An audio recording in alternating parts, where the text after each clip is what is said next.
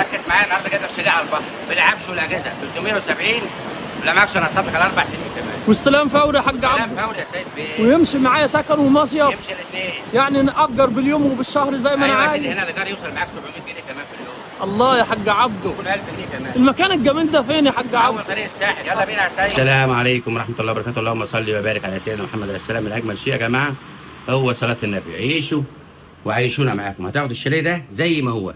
الحاجات الحلوه واللقط اللي زي دي ما بتقعدش يا جماعه. ايجارها واستثمارها كويس، تراقب عيالك.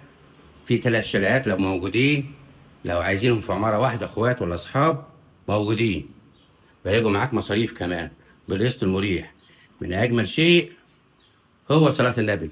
عيشوا وعيشونا معاكم، كل كبيره وصغيره هوريكم. السلام عليكم ورحمه الله وبركاته، اللهم صل وبارك على سيدنا محمد عليه السلام. من اجمل شيء يا جماعه هو صلاه النبي. كل كبيره وصغيره هوريها لكم.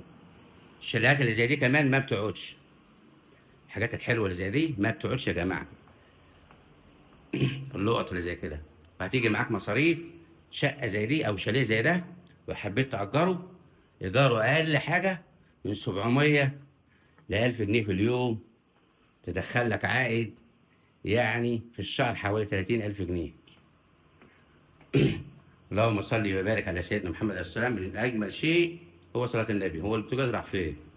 شكله كده راح مشواره ده. يا جماعه الاستلام فوري. الاوضه دي شايفها بحر برضه، ده الحمام اهو. طبعا الاستلام فوري، مفيش بكره ولا بعده. في 3 شاليهات، لو 3 اخوات وعايزين 3 شقق في عماره واحده موجودين يا جماعه.